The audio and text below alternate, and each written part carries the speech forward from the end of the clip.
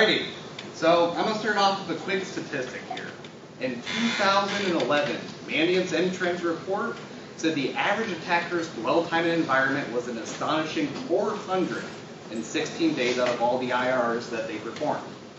In 2020, that number was down to just 24 days.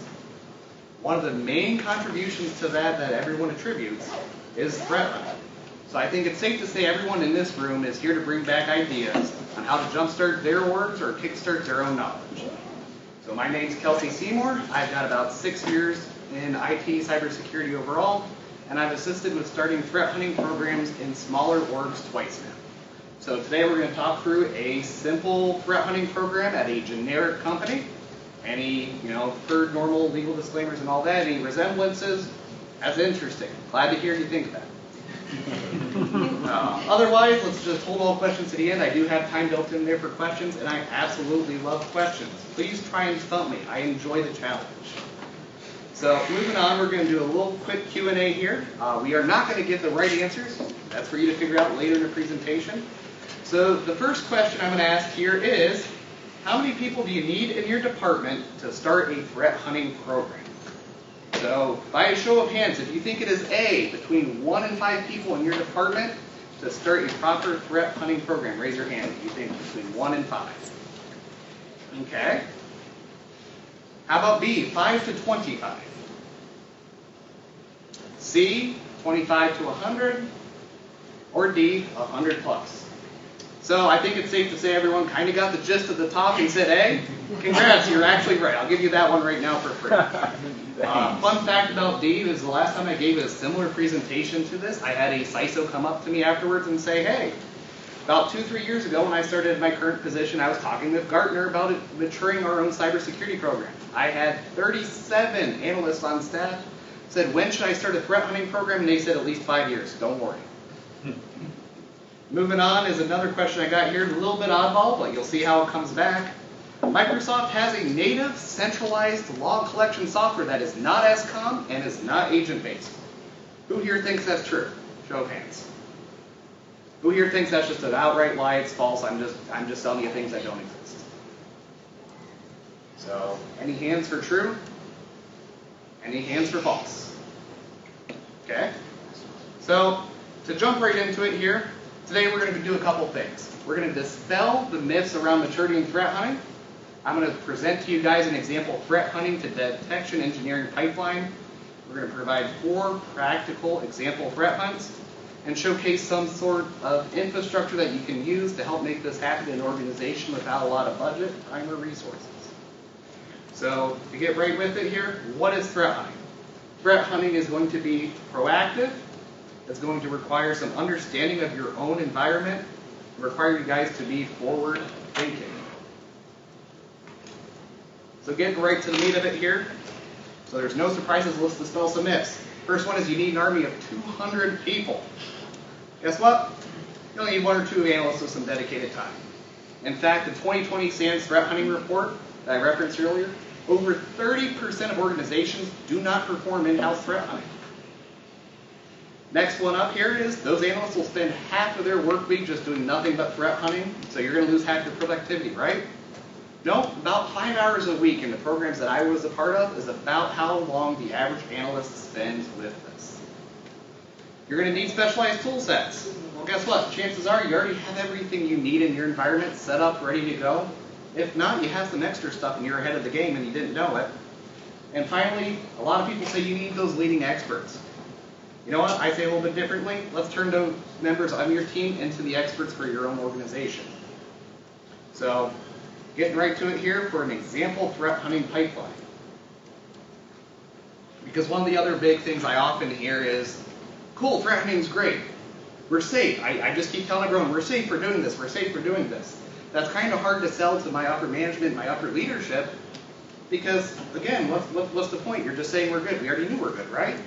So this is one way you can actually help provide real, measurable, tangible value out of your threat hunts. Is we'll start off with a threat hunt, work our way through it, and we'll end up, as part of this debrief, with some detections that you can integrate into your own SEIM or other platforms you have. So generally, I like to run this as a work week. So we're going to start off with our hypothesis. Typically we'll do this during a team stand-up on a Monday, stuff like that. We're going to all sit together, we're going to talk, and this is going to be a team-based discussion. We either split up into groups, or we have individuals that have their own ideas, go their own ways, and we try and guide the, hypothesis there. So threat intel's a good thing. Guess what? You don't even need paid threat intel fields. There's plenty of blogs, articles, resources from both vendors and just other individuals in the community. What are you seeing? For example, what was it? I think it was the 31st, the Progress Move It IT vulnerability for any companies that use that. And I see some people nodding their heads going, yeah, no, I'm too well aware of that. That is an example of something that's newsworthy that, hey, we might use that in an organization, or let's look at the attack vectors behind that and try and apply similar concepts to our organization. From there, it kicks off the rest of the work week, and that's where we're going to go into the analysis phase. This is going to be that solo or paired up research. You're going to let people deviate off on their own, do their research, do their learning, ask questions of more senior members of their teams. And they're going to start realizing, okay, how would this threat hunt look for our organization? What kind of tools do we have to get the log data? How can I parse it? How can I go through it? And then we hit my favorite part, which is the testing phase. So I did the threat hunt, basically. Your threat hunt is done when you hit that analysis stage. So now we're on to testing. So this is trying to transform it more into the detection engineering process. So here's the fun part. Does your query work? So, if you have some, members of your team that are more red team friendly or stuff like that, or even if it's something very basic and generic, such as, let's say, outside connections from your servers in a DMZ to the outside world, those are relatively easy things to test. So not only do you have your threat hunt, let's make sure that all that analysis and that research and that planning and that testing actually was valid.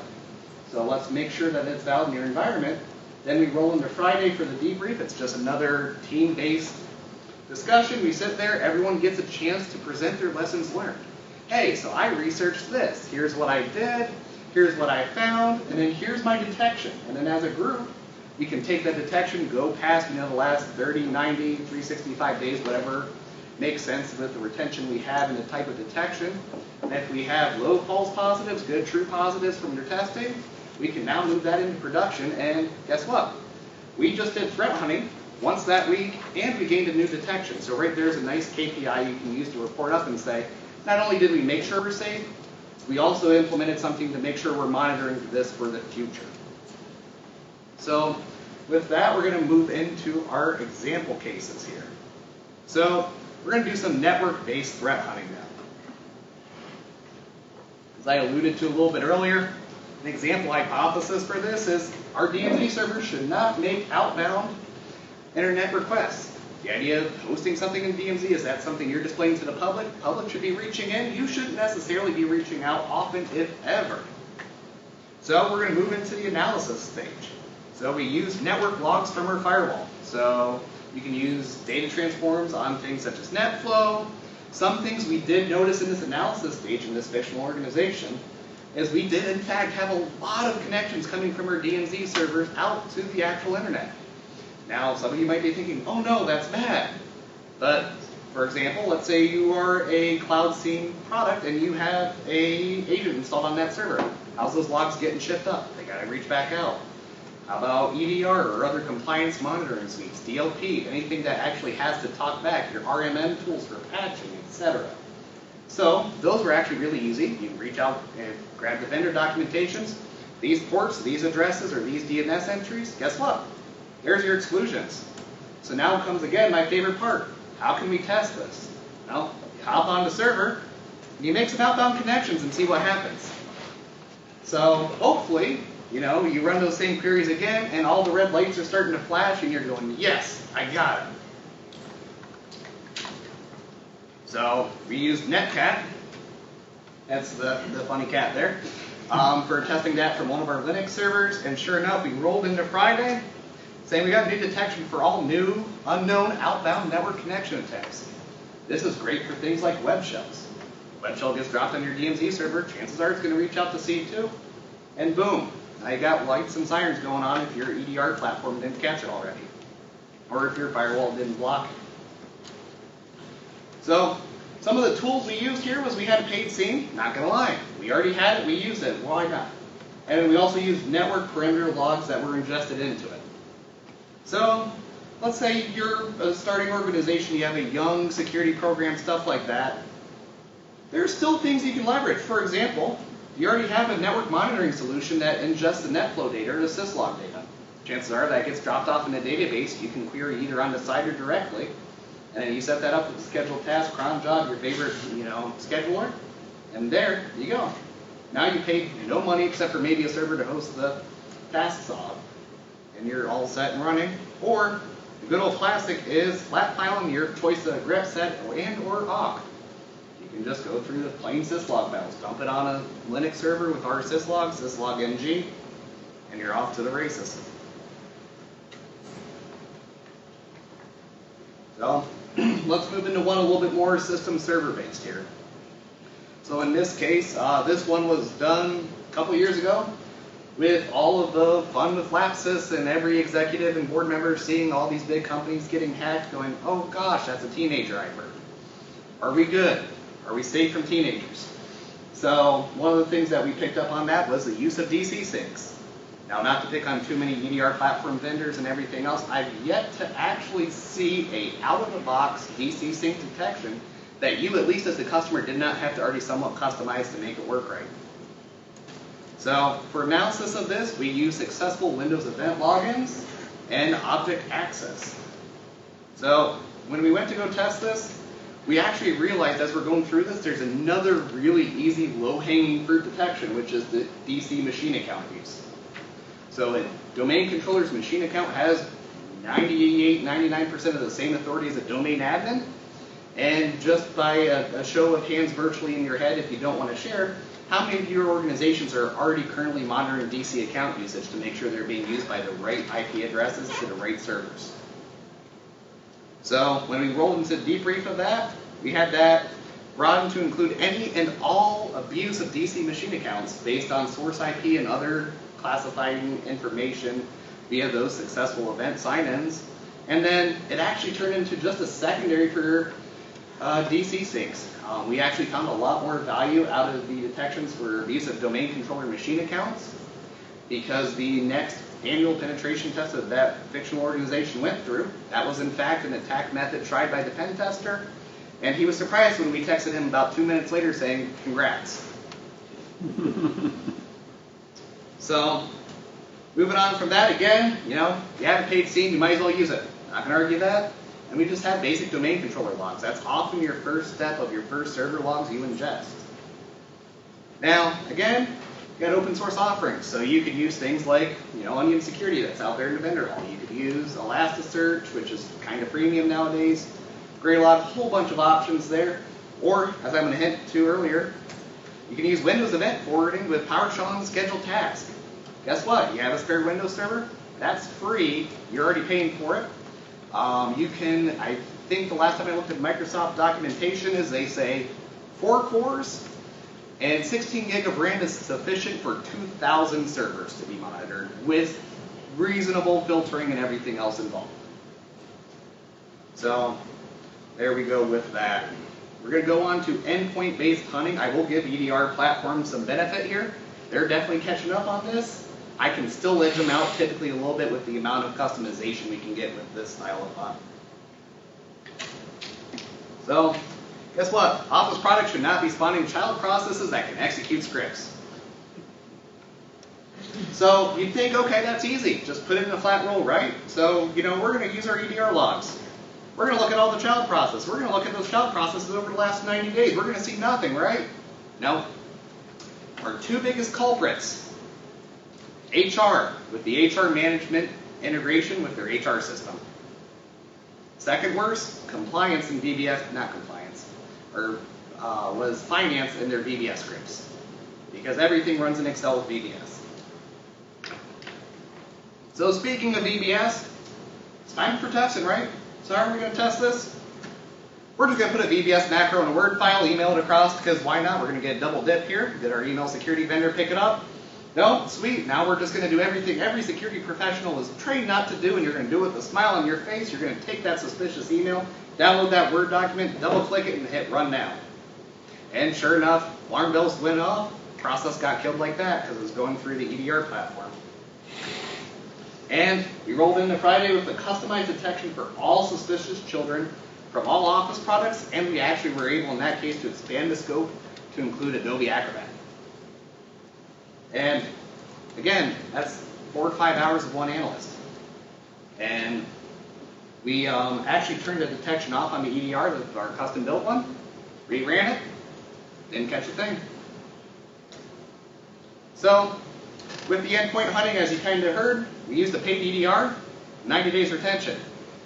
Now, I'd like to hope in 2023, don't worry, you already have that, you might just need additional scoop.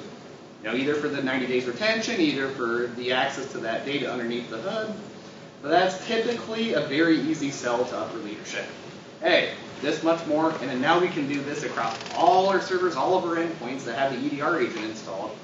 And just in case you're worried about that cost, let's just quick get a quote from Splunk and get a quote from Azure Sentinel, and then you'll very quickly agree to it. Or you can use things like Sysmon and then some agent-based systems like Velociraptor, OS Query, or you can technically do WEF. WEF is interesting on endpoints because a lot of them like to move. For example, this laptop is not plugged into a LAN that can see a domain controller, can see member servers. So it's really hard to do Windows event porting with that, which is why I tend to go more towards the agent-based in that case. So with that, we're going to go on to the last of our 4 here, which is going to be an application-based hunting. So kind of going to blend a couple of these categories together here. So this hypothesis was a pretty simple one. Web apps should not be spawning native Windows shells or tools, especially if they're installed on a Windows server. And you could do the same thing for Linux with, if you were out there on track 1 for the previous talk, with the GTFO bins. So analysis here, we kept it simple. 4688 win event logs, or you could use Sysmon event number 1. Or, if you have EDR installed, guess what? Chances are process creation events are already in there too. The world's your oyster. There's 20 ways to do it. Now, we went into testing. So here's where it got fun. We had a lot of false positives in our environment. I'm going to pick on Manage Engine because it's fun. If you're running AD Self-Service Plus, guess what? That self-service password reset for AD Self-Service with Manage Engine, about once a week we'll run base64 encoded PowerShell. What's it doing? It's making sure your DC machine certs are trusted on that in case it's not a domain joined device, because it just does raw held that back into your domain controllers. Or AD Audit Plus is doing a lot of that in the back end for scheduled tasks, etc. That's built into that. The other one was, it's a long query. There were a lot of apps. I want to say the last time I touched a query like that, we had 29 LOL bins detected as part of it, and there was about 15 or 16 exclusions. But this also covered our entire environment for any Windows server, to include IIS, Apache, and all that fun stuff. So we roll into the debrief there, all excited because we had new detections from suspicious activities for web servers. We not only had our DMZ servers covered from the network perspective, but hey, let's say it didn't reach back out and it was just a one-way in web shell, we were still pretty good. And if your organization were to have done something like this in, let's say, 2021, and hopefully not too much PTSD by that getting shown on screen, and a lot of us hopefully have already forgot about Log4j and the months and months of where in the world is this in my environment. For example, if you were a VMware Horizon customer and running unified access gateways exposed to the public, as they were designed to be as a DMZ web proxy server, Log4j would come right in through the UAG, hit your Horizon connection server, and install a web shell. There were plenty of awesome write-ups about that. Now, if you're reading threat intelligence and going and following along with the blogs going, I'm glad we're good, you would have seen there's a couple things that they did initially for recon, because there was that mass exploitation attempt. So, a lot of places got shelled. Not many of them were actually exploited past that initial web shell. And then some people put up honeypots, including other nation states. And then they got web shelled and realized, oh hey, here's how I can use the ones already installed by, my adversary. And then just from there, about a month or two afterwards, there's a mass amount of recon. So what commands were being run? Hostname, who am I, net commands. And all that would have been triggered by a detection just like this. So, again, I'm not going to necessarily harp on this too much. Use the SEIM Windows event logs. Alternatives, sure you can repeat with me, open source offerings or web with PowerShell on scheduled tasks. Now, I'm going to take a quick pause break here. Does anyone have any questions about the last handful of slides we just went through? Okay. So one thing that is often brought up is a lot of these exclusions, and you're just going to see a lot of weird applications because app devs honestly do weird things to make things work. And their minds don't necessarily think like yours and vice versa. Thankfully, someone, and I forget their name off the top of my head, and I feel bad about it, at least for a couple of minutes, is they created a website called WTF bins to just document that. Now, the URL, just in case anyone needs it, is wtfbins.wtf. Very fitting. And they just document the odd behavior that will shock and surprise you of applications. For example, Windows Terminal by default will run WSL tac list to see if there's any potential profiles of Linux to add to that list automatically. It just runs it as, a CMD line. Doesn't do any fancy API calls, it just calls command and says, hey, show me your WSL instances on this host. And that's a very common recon tool. You will find a lot of vendors in there as well. For example, there are some endpoint protection platforms that upon boot will run who am I as NT authority system. Why would the kernel need to know who itself is? Just to make sure it hadn't been tampered with. And that will, you're not alone. Here's some very common false positives. If you ever get bored, pull up the website and you're going to see some fun ones there. I promise you. With that, we're going to move on to some infrastructure ideas. It's not cheap, it's affordable. So going right on with Windows Event Forwarding. Guess what? It's built into Windows. You can even run this on a Windows 10 client or Windows 7 client. You don't necessarily need a server scoop. It is deployable with a GPO and no agents. Guess what? Hey, we're not asking for another agent. We're just asking for a GPO to go check out this one, share, and then just report back any data it has. It's going to use native Windows tools. It's WinRM as the listener, and then it's Kerberos SPNs for authentication. It's pretty simple. And if you're a wizard with XML or know someone who is, you can get very granular and very specific with these filters to the point where you can actually have it filtered down to your detections are the filters themselves. So the system will check in at whatever interval you set. It will pull the filters. It will go through its history of event log since the last time it's pulled in. Hopefully it hasn't rolled over. And then it'll just report back, hopefully nothing. Or if you have your filters set right, any event getting written back to the local log, that's a detection. Now, that's one way to do the filtering. I recommend being a little bit more loose with the filtering, especially if you don't have a SEIM, because that's just one endpoint at a time. So, hey, if someone's, let's say in your environment, there's a VLAN hop from your guest Wi-Fi to your corporate network, but that never happens, right? But just let's play pretend and say that actually is possible and someone figured that out. And they're just going through every single IP they can find and trying to log in with admin. Is that enough to trigger necessarily a failed login detection? Are you going to be forwarding any single just generic failed login from any machine? Probably not. That's going to generate thousands of logs. Now, that doesn't necessarily work for the, I want to detect on every single failed login with the highly filtered approach. But what you can do is collect them anyway and use PowerShell scripts and scheduled tasks to correlate that. So am I seeing the same username attempt from the same source IP across multiple hosts? And then you can start tying this into other log sources. The other fun part about using the PowerShell for it is now you can do alert forwarding. So you can do very fancy emails in PowerShell that said, hey, I just detected on this. Here's a copy of the logs. Send it off to this distro list and raise the alarm. You can use webhooks. Guess what? Microsoft Teams, if you have a team site for your internal security team, you can generate webhooks into it and get very nice and fancy alerts. You can also have it call back to the server, which gets fun because, believe it or not, with just a simple Linux server and some spare time on your hands, you can actually build your own SOAR platform within Teams. And of course, there's always the APIs themselves. Well, why would you use Teams, though? A lot of organizations already have it. So that's one of the ones that's there, it's already paid for, and it exists. Use it all you can, and then, hey, we're using Teams now, here's what we get. We could go and jump over to this SOAR platform and look how much more we get. But now we can justify it as a cost increase, and then it's not, we're going from nothing to this. Here is the exact things we increase on, and that makes your sell to leadership all the more easier. So another very popular one that is fallen a lot out of practice is using grep, sed, and awk. So just a quick primer for those that don't know.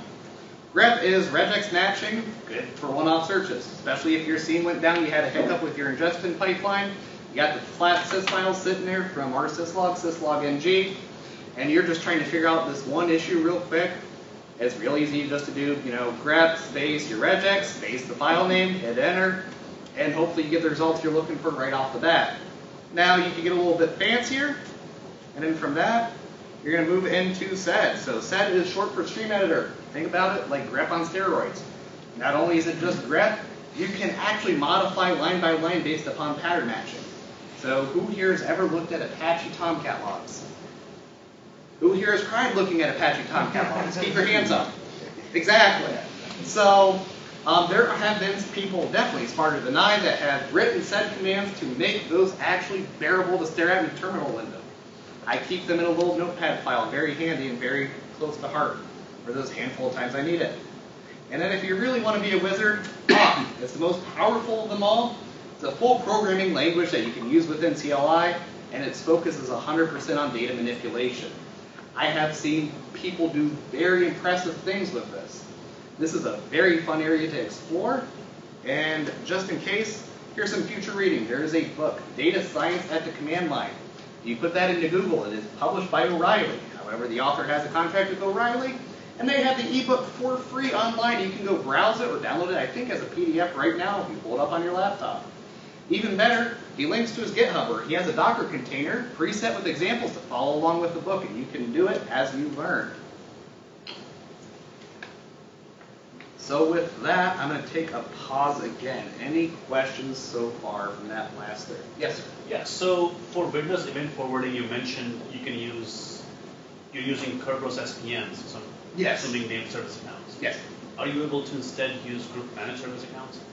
So the way it sets up is when you start the Windows Event Collection service on that member server, it will automatically create the SPN as an HTTP site, and it actually opens up, basically it's doing HTML over the WinRM port, and that's how it's doing the authentication. So I have seen it in the past, if it already at one point you're just repurposing a server and it was once IIS, if Windows Event Collection fails, it's always a good thing to check the SPNs, and you just have to delete out that HTTP line.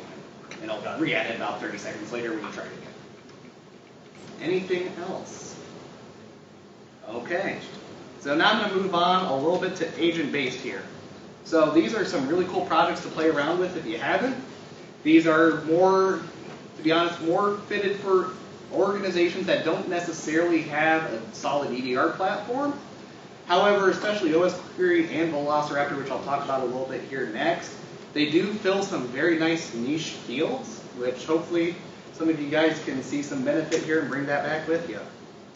So OS Query was created in 2014 by Facebook. Regardless of your feelings on them, I'd like to say this is generally a solid move by Facebook nonetheless. It is now open source and it is run by the Linux Foundation. So they cut ties, a lot of the same devs help out with it. So.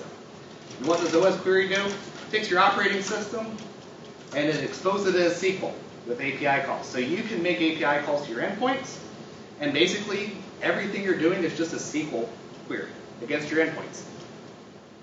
And guess what? Apple, Linux, Windows, doesn't matter. They have agents for them all in common table names. Now there's some that are Windows specific, especially around like main pipes. We're going to have some that are more Apple and Linux focused, but a lot of these tables are going to be the same. In fact, on the OS Query website, you can go there, view their schema, and then you can actually say, hey, show me everything that's shared between Linux and Windows. And then boom, you'll see, I think it's around 75 tables. And there's a lot of good data in there. And the beautiful part is you combine this with a Linux orchestration server for it. There is a mix of premium and paid and commercial and open source ones. So whatever your budget is, if you want to have paid support for it, you can find commercial ones, if that's something that helps justify it for your organization. But guess what? It allows you to ask real-time questions really quickly. For example, we're going to go into a handful of these here. They're Windows focused, but a lot of orgs are running a lot of Windows, so I figured it was safe to stay here. So we're going to start off with, Here's one. We just had an acquisition. We made sure this was pushed out via GPO. It's a relatively lightweight agent. What security solutions are registered amongst all of my Windows endpoints? Guess what? Select asterisk from Windows security products. That's it. And you'll get back a table of host name, security product, when it was registered, what's the ID. And it'll just spit it right out in your terminal over the next, 2-3 minutes as it queries all the endpoints. Or, here's another good one. How about Windows persistence via login scripts? This one's a little bit longer, but it's not bad.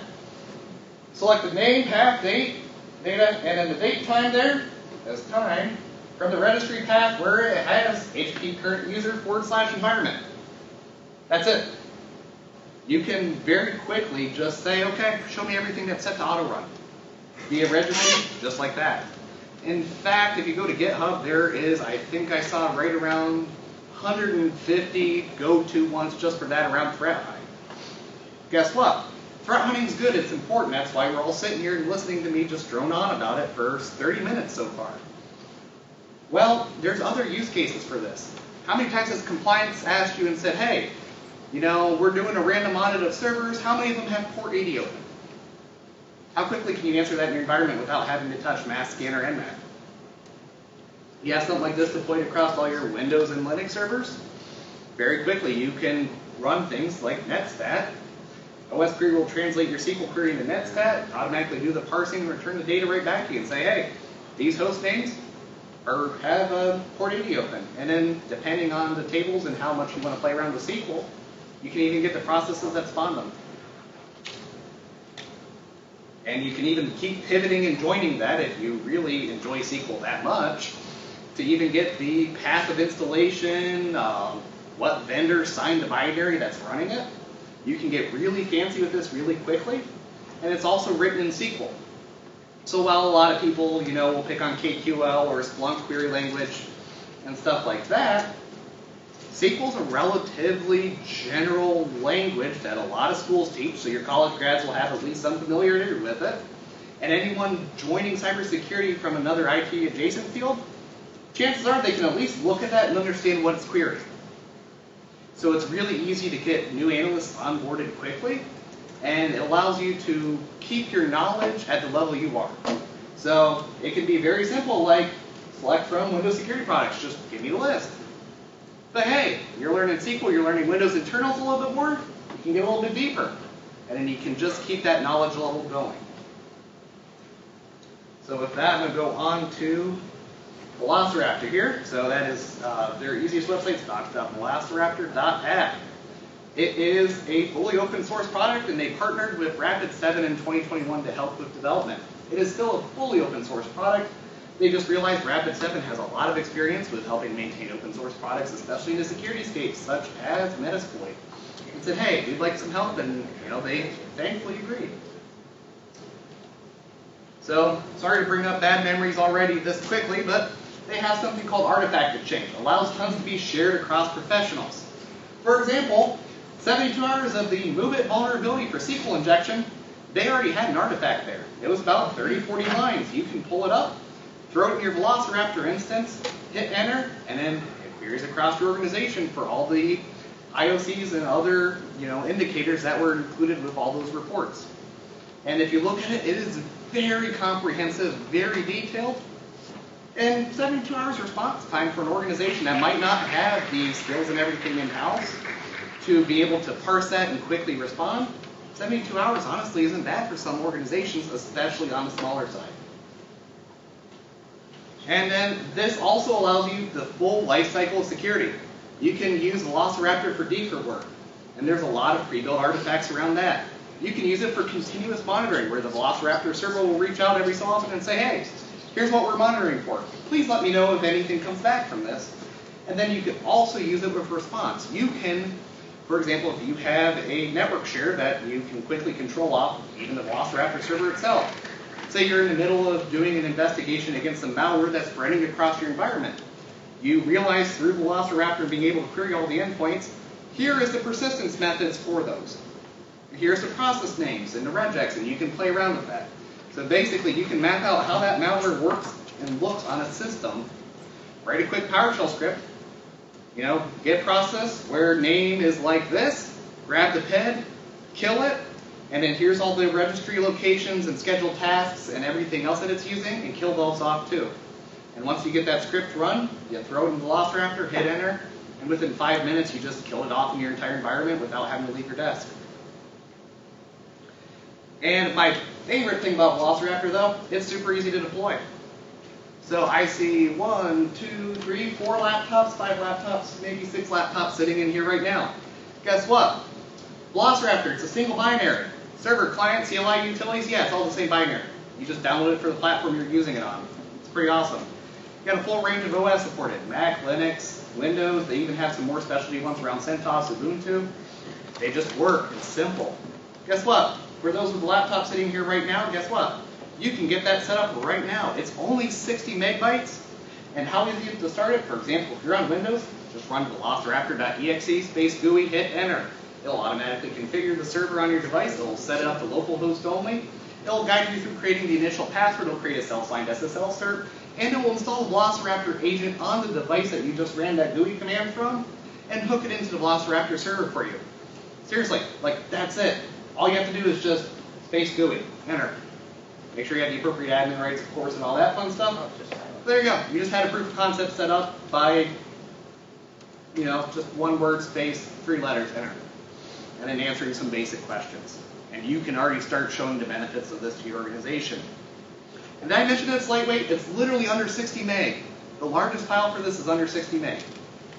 The last time I tried deploying an EDR agent over GPO, that EDR agent was a whopping 158 megabytes. It's under 60. You won't even notice it on most modern networks. So with that, we're going to start concluding up here. Now what? Basically, a lot of people in this room are going to fall into one, if not 2 of these categories. We're going to start with selling it to your leadership in your organization. Guess what? Major selling point. This is my favorite. This is my go-to. Talent retention is hard, especially nowadays. This research will turn your analysts into ninjas. And guess what? They're going to be happy. They're going to want to stay because they're learning. They're getting to exercise their expertise, and they're growing as a professional. And of course, it's always good to be able to say, hey, I've got a constant stream of new and customized detections for the environment. Let's go back to those previous 4 we looked at. DMZ servers. Will any network security vendor without a learning period automatically know what's in your environment, what's installed, what's it's supposed to be reaching out to? They can get close, but you're still going to have that learning period. So there's that. Let's see here. We had the endpoint one. Again, is insert EDR platform of choice going to know about your finances VBS script that somehow keeps the payroll going and no one dares touch it because the guy that made it left 30 years ago? And stuff like that. And guess what? They also, if you have threat intelligence feeds, if you're a member of an ISAC, for example, they often offer very cheap, low-cost intelligence feeds, part of your membership, either via daily email bulletins or actual integrations with Stix and Taxi.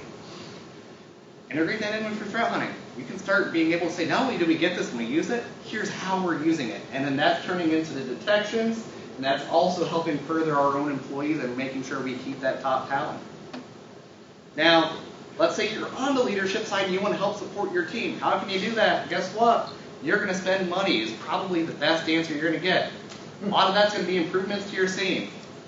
The 2 most common asks are, I need more storage, and I need more retention. So I need more stuff to put in it, and I need to keep it longer. Because if I only have 30 days, 90 days, and I'm getting into some of these complex queries, I might want 1 year, 2 years, 5 years, 7 years of data. And then my personal favorite, most common one to try and offer is training. There's a lot of, everyone knows SANS, everyone loves SANS, everyone hates SANS pricing. A couple $1,000s for one course for one person is a very hard sell, regardless of your career field.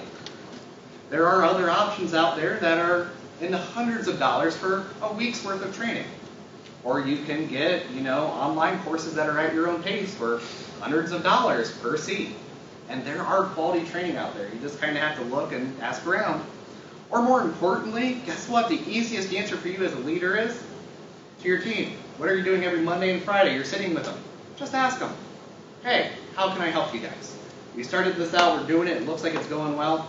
What do you guys think would make your life easier? What are you wishing you had? What, hey, maybe you know, that layer-free firewall with the syslog is great and everything, and all that fun stuff. Let's get something a little bit more. Let's get something with layer 7 app ID in it, and then start getting user identification, all this other stuff set up, and your log enrichment just went through the roof, and you're going to be able to do a lot more of the fun queries. So guys, in conclusion, in the last 40 minutes here, I hope that we were able to help dispel the myths around threat hunting. You guys kind of have a good concept around an example threat hunting to detection engineering pipeline. You got some practical experiences around some threat hunts that you can take home and start using next Monday. And you kind of got an idea of maybe some tools you weren't aware of, or concepts or ideas that you can help bring back to your own organization or try out in your own lab as you learn. So through this, I hope everyone has pages upon pages of notes and ideas that will keep you up at night and be able to take home with you.